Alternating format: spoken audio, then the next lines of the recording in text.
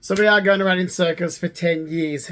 Lots that people have wrong. And I don't, as a comment that was made to me earlier tonight, you're very cryptic. I'm like, I've always been very cryptic. So I've always lived by the rules that be careful what you tell to friends. Those friends may have, well, those friends do have other friends. Those other friends may not like you. You see, I've always lived by the rule of my grandfather, what he's always taught me. So Reginald George Purdy. And he's a city boy. Besides him owning horses, which he did, my grandfather never grew up on land. Okay? My grandfather, Reginald George Purdy, grew up in the city. They owned horses, he had race horses. Okay, but never grew up on land. His wife did. So my nan, Lola May, she's born in Wellington, New South Wales, but from a Sydney city family, different families, like different types of families, different types of upbringings as well. So I know, myself being raised by my grandparents, and I was reared by them, I know a lot about the family. My grandfather never liked his family. And my nana Lola used to say, yeah, they're not worth knowing on that side. His grandfather was nice, but so Keith Purdy, who's born and raised in Balmain and Roselle, Pop's father, and Lillian Still, Pop's mother, Pop said she's from Paddington. The Stills are from Paddington, but she lived her life out. So when we were born, or when myself and my twin sister Amanda was born, we were transferred to the RPA. She was living in Newtown by then. So she was living in a terraced house in Newtown. She died in Newtown. All right. And Pop played for Newtown. Pop played for Balmain as well. So there's city people that own horses. My mother became a landowner of the suburbs. So both my parents, so my daddy's Markine Fleming, a builder, and my mother was Carol Ann Purdy, a paralegal. They owned land in the suburbs. They had we had a good life in the suburbs. So I am from the suburbs originally, but I have no idea what it's lived to. I don't know how people can live in the suburbs, like, for an example, like when you see them now in those sort of like jam-packed houses. So I know what it's like to live in terrace houses and apartments, and if I'm going to live outside the city, I live on land. So I can't understand how people can live outside the city and not be on acreage, because I've never lived. So once I'm not living in the city, I've lived on acreage, and I have like big acreage, and close to the city. Acreage in the suburbs that we lived on was only down the road from West Point in Blacktown. Was like literally 10 minutes from Westfields in Parramatta. So it wasn't like it was a built up area, but we were on land. And like I said to people as well, I said, look, you've got this wrong. The last 10 years, government organisations have it wrong. We're going around in circles. And you're not listening to me. So Mum sold in April 1989, but everyone did. So I've tried to explain. So people go, oh, but you're from Blacktown. I was like, yeah, but I'm from Blacktown in the 80s on land. They said, well, actually not from Blacktown. I'm actually from Rooty Hill. So the difference is everybody we lived around. Like I remember a couple that moved. Now Bill Friend, I think his wife's name was Fran. They were horse stud people as well. I remember them from Brisbane Royal. I actually went and helped them compete back years ago when I was a kid. They used to live not far from us in Rooty Hill. They had a horse stud. So everybody who we lived around owned land. They had disposable incomes. They had money to go and spend thousands of dollars on horses. They weren't low socioeconomic people. Those people moved in after us. So I've tried to explain this to even immigration. I'm like, okay, you're focusing on an area, not what the area was. For a great example of that is people who lived in Haberfield during a period of time were dragged up in, like that was a freaking swamp. That bay run was disgusting. I remember as a kid. We used to drive, which before that road was built, because that City West Link wasn't there. Okay, that whole Western Distributor, whatever it is, that goes past the bay wasn't there. You could turn left onto John Street, which is now part of the Bay Run. Because when I had my license, I used to turn left to go up to the nursing home to go and see Uncle Fred, my great uncle. My great uncle is from Bellevue Hill, by the way. So I used to go up to Leichhardt to see him. All right. Now, that whole area was disgusting. I remember I'd be there in the car going, oh, put the window up, Nan, we're going past the friggin' bay, it stinks. It was disgusting. It was the slums. That was a slum. So you can't look at a place and go, oh, it's like, not all. When those people lived there, that bay was disgusting. That was the slums. It was full of sewage and blue-green algae. It was disgusting. That got cleaned up for the Sydney Olympics. So anything before then. So there was a turnaround. Like my grandmother, affluent family. Her mother was a seamstress dressmaker, a dress designer. That's what big name Mary was. Her father, which is Arthur Keegan. Arthur, he's got 3 names. Arthur, oh God, I should know this. Arthur William something Keegan. Anyway, that's Nan's father. He was a jockey. And that's what, because I said, that, well, how did you end up in Wellington? She goes, oh, that's where the racing industry was in those days. So besides it being in Randwick, all the trainers, all the gallopers, it was all in Wellington, in New South Wales. Like all the big, like it used to be a massive big racing area. And they owned racehorses, and her father was a jockey. But she goes, when he broke his back, we moved back home to Sydney. Like her cousin was in Bellevue Hill, her uncle Tommy Williams, Bellevue Hill. Her grandmother. So grandmother's Julia. So Julia Sayer. Julia Sayer, but her maiden name was Ryan. Excuse me. And it was Julia's sister May. So May Ryan, who married a Goff, May Goff, and Annie Ryan, who was a William Shawkner. So it was May and Annie that were from Bellevue Hill. Oh, I know this because of last time I spoke to Nan's cousin, who's Gary Williams. I spoke to him back around August 2003 in Balmain at Mum's cousin's mother's funeral, which was Margaret Keegan. So anyway, yeah, that's where they're from. So whether people like it or not. And look, I've already done a massive, big, detailed, massive, huge detailed statue declaration.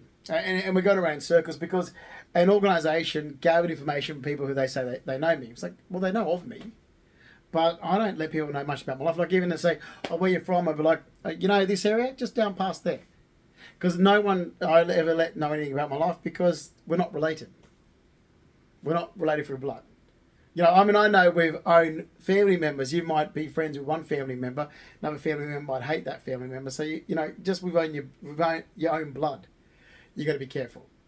All right. So when there's people that you're not blood related to, it's like, yeah, okay, I'm not going to give you too much information about myself, and that's not being protective or anything. That's just the way things are. I mean, I was very much raised by the way my grandparents viewed how information should be spread. You give what's needed. And that's it. You don't, But this has been ridiculous. Like, I've had idiots that said, because he was saying he grew up rich. I'm like, I never said I grew up rich. But the lifestyle I grew up with is the lifestyle I grew up with. And if it's different to your lifestyle and you view that as being a rich lifestyle, well, that's how you're viewing it. I just viewed it as the fact that this is how we grew up. We also grew up very different to our cousins. And we're going around in circles for 10 years. And I've already done as much information as I can. The only thing I need now to tackle this is a legal team. But there's the documents. Mum moved to New England in April 1989 with her second husband. She should never have done that. Because this is where all the drama's caused from her second husband's family. But the whole thing is caused because stupid people, nurses, know her second husband and their behaviour. It's like, well, that's no reflection of my mother. And that's no reflection of me. It's no reflection. And literally, I have been accused of the exact behaviour of Daniel Rackley. And I even, in the real estate agent in 2017, because of some loser, some Michael Long and Deb Mears who knows the Rackleys, I can tell you they do. Because Michael Long described the Rackleys to me, thinking it was me and my father. No, he described Mark Rackley perfectly. So we're talking about a lot of damage over the years. I'm like, no, I'm not going to put up with this. I'm so anti-cannabis, and people that have known me from 2002 will be like, yeah, if they use drugs, even they'll be like, yeah, I never told Justin to use drugs. He's so anti. Like if you speak to someone that knew me maybe in 2002, they'll be like, yeah, I never told. If they've used drugs, they'll be like, yeah, I wouldn't tell Justin I've used drugs. He's so anti-drugs. And I only found out this by someone just recently who actually told me He goes, oh, you know, I've done this. I'm like, I did not. And he goes, yeah, I wouldn't tell you because you're so anti. Like, so it actually sort of concretes the fact that, I haven't changed. I've always been the same. And this guy actually said to me, yeah, I just didn't tell you because I know how anti you are. So, yeah. So never have been. Yeah. But as for being grown up around ethnic people, yeah, I have. And even in Tamworth, I swear to God. I swear to God. Tamworth, if they actually look at the history of it, built by Italians and Greeks. Armidale, you had, like, he's a massive big Greek community. Tamworth was a massive big Italian community. Like, seriously, like, you go there and it's ethnic. Like, what people think of those areas is just bizarre.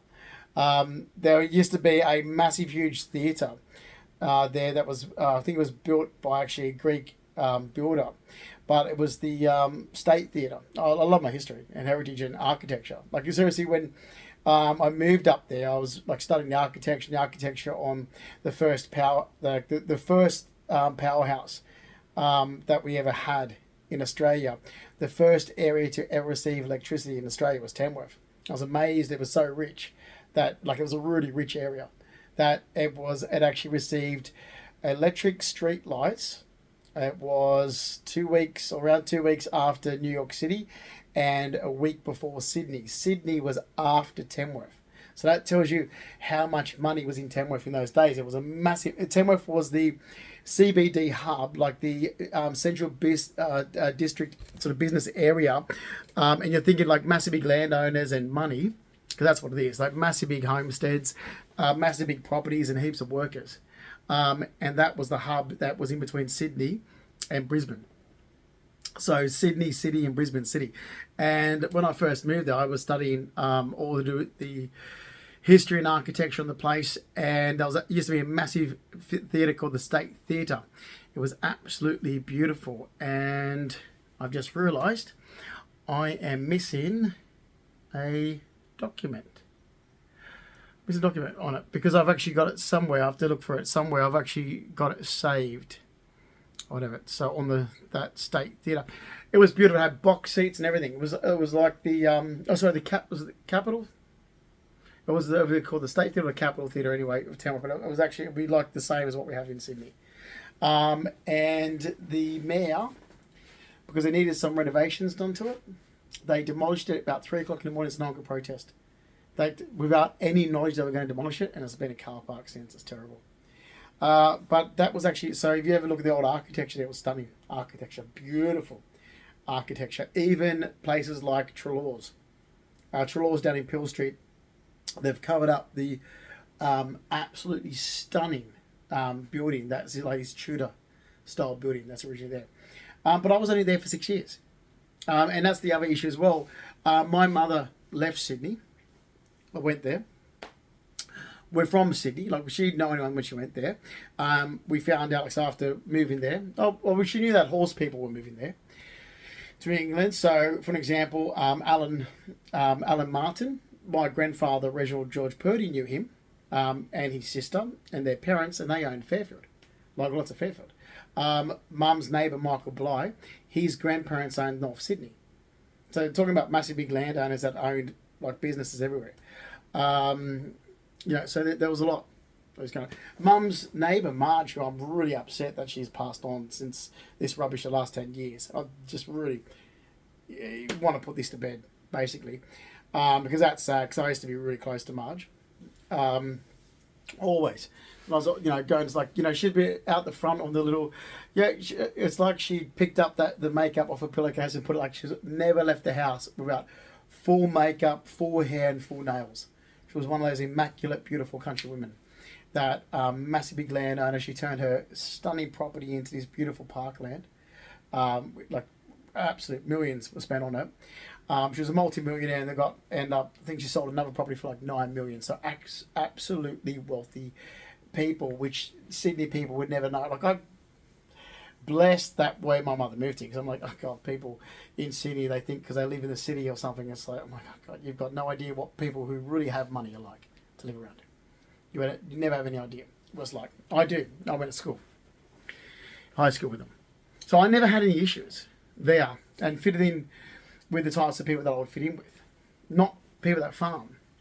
See, what also other people in Sydney don't realise too, that you have people like Michael Bly who owns the property. You might see Michael Bly once in a while. I mean, he's sold the property now on a tractor or something.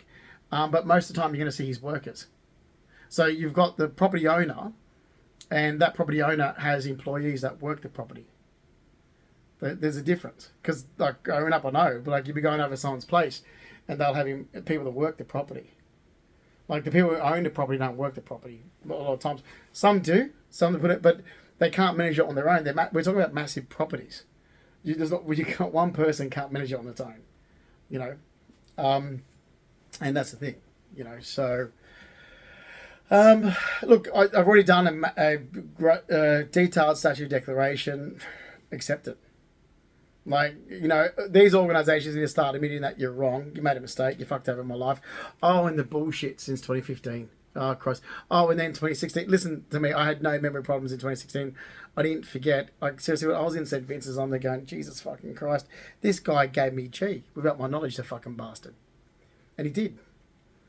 And this is exactly what happened. And the guys, they're going, do you remember who? I'm like, nope. Like, fuck, get me out of here. I want to speak to a solicitor straight away. So I didn't want to put any statement down that was going to go in my notes. I was like, no, don't know. Just get me the fuck out of here. The first thing I want to do is call a solicitor. Oh, so what did my mother do again? Start screaming at me. I'm like, oh, for fuck's sakes. Will you start taking life seriously? Like, my mother's worked as a paralegal since she was 16. She worked for Ian Schalbach, who was like an uncle to me. Diane Schalbach, his wife from Clifton Gardens. Well, she's passed on. I was at her funeral in 2005. Brendan Schalbach, so Mossman, like their adopted son and so forth. I haven't seen him since 2005. And I guess his grandmother, Mrs. Eagles, probably passed away as well.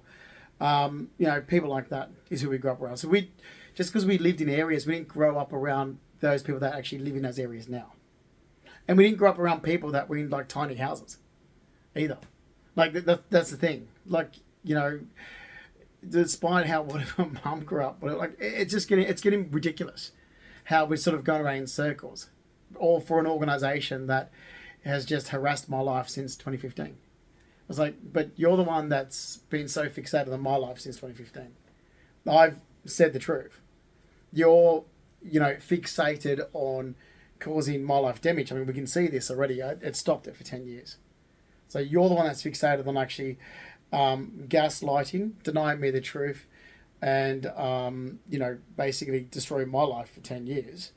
You're the one that's got the issues, not me. I said that you have wrong information. Here's the facts. In actual fact, I gave Department of Foreign Affairs, after I had it all notarized. There's last. Yeah, thanks, America. Yeah, didn't listen to me when I was there. I don't really care anymore. Where is it? So there is a massive statute declaration. Okay. That has, so every statement has a supporting document. Everything, and if I, for an example, it's like, oh, I can't find Uncle Fred's death certificate, but I know he passed away in 2002. I was like, all right, I can tell you now, like, I know from, I've got tickets, I've had idiots go, but how do you know this about the family members? I'm like, because they were alive. That's the thing. They were alive when I was an adult. My great uncle didn't pass away until I was 23. That's how I know. My other great uncle, okay, my dad's, oh, hang on, I was, how old was I? In my 30s when dad's uncle passed away. I was in my 30s. So that's how I got some information to do with my dad's father, from my dad's uncle, which is my dad's father's brother-in-law, my dad's mother's brother. Because these people were alive. I grew up with my great-grandmother. I grew up with my great-uncles because they were alive. And I was close to these people. And I went and visited them a lot. That's how I know. You've obviously got a different upbringing to me. So, great example. Proving where someone's from. So I was like, okay. I know that they moved, I don't know what, like, I can tell you this, they moved, like, mum's parents moved from Roselle to Medowie, My grandmother Lola always told me the house in Medowie was Reginald George Purdy's brother, Raymond Purdy's house. Raymond Purdy lived in King's Cross. That place was like his investment or whatever. And they were living there while they were saving money for deposit to move to a house in Blacktown in 1962, the one they were buying. So I don't know when they moved. Nana always said they weren't there. They were only there like a year. So I didn't put down what date they moved out of. For example, in all the statements, I said I didn't put down what date they've moved out of Rozelle. When my mum was born in Darlinghurst, they were living in Rozelle. But they moved to Blacktown in 1962. There's a document. I said. So I've basically, I said here, I said if you need something to back that up, like my grandfather's death certificate, my grandfather Reg's death certificate. There's the, where he's born. Their marriage certificate. This. So I've gone right through Department of Foreign Affairs with every little document detailed, fine-tooth comb of my entire life. It is bulletproof. There's a statutory declaration that every single person, group, and organisation, government department should be relying on, and that is all the supporting documents that back it up.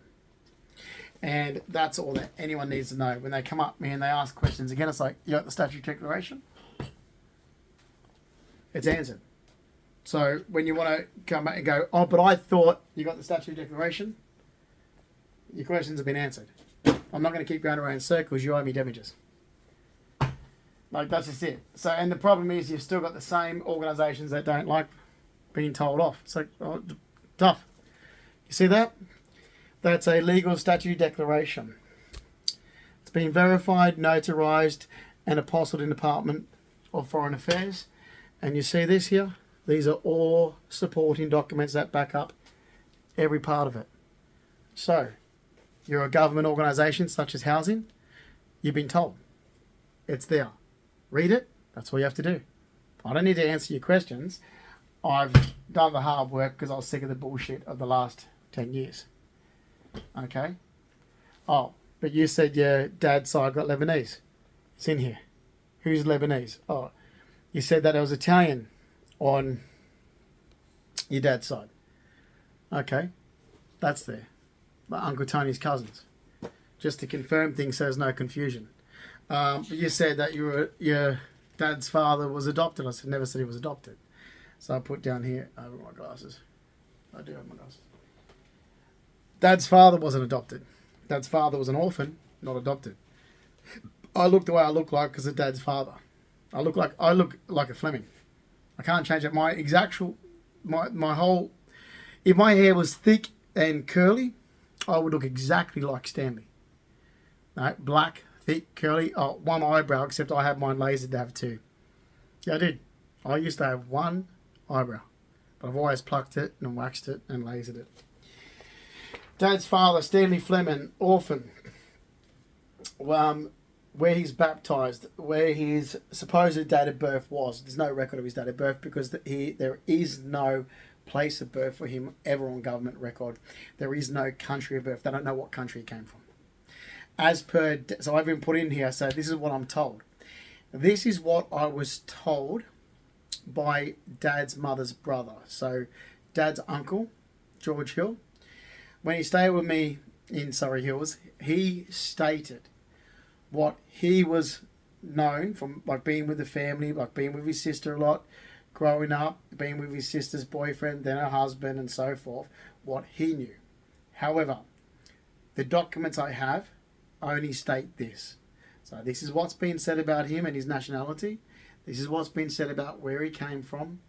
But we do know, the facts. We know that he was raised by Edith Kavanagh in Botany Bay. Because Edith was still alive when, like, my dad and everything was, my dad's older sister was growing up. She was around. So that's the lady who was a spinster and raised my grandfather, was Edith Kavanagh in Botany Bay. Okay? But what we have on him in government records is country unknown, place of birth unknown. Because that's the records we're relying on. And I've said this before. I said we're relying on records. So this is what was said, but this is what's documented. So here's the statement. So in case any ridiculous group organisation wants to start at me again, Here's what was stated. Here's the document. Same as what my grandmother always said her great-grandmother was French.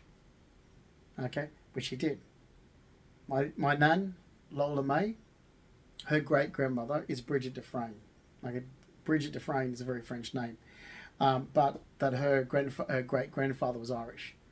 Okay, now the documents that I've got to back that up are these documents for birth, deaths and marriages. Okay, those documents we've had since the 90s, the early 90s. Okay, this isn't just said from Nan, Lola, this is said from Uncle Fred, Leo, Patrick Sayer. This conversation. This is said by Reginald George Purdy. And I've done this, so this statutory declaration was done years ago. I started doing it years ago for immigration, but because of the rubbish in the last 10 years, I've added to it. So this started out just as basic information to do with me. And I was like, no, screw this. I'm paying for this to be done, so I'll make sure that it has everything in it. So every last detail. So if you want to take me to, because I want to take these organisations to court, you think you're smart ass, and that I'm going to back down from this. I'm not backing down from it. Okay, you've got information that you were given by hearsay. I've got factual information with supporting documents. Your hearsay doesn't smash this. Okay, this just blows your hearsay way out of the water for the last 10 years. It's like, okay, you can say whatever you want, but the facts are the facts, and here's the facts. Take it and fuck off.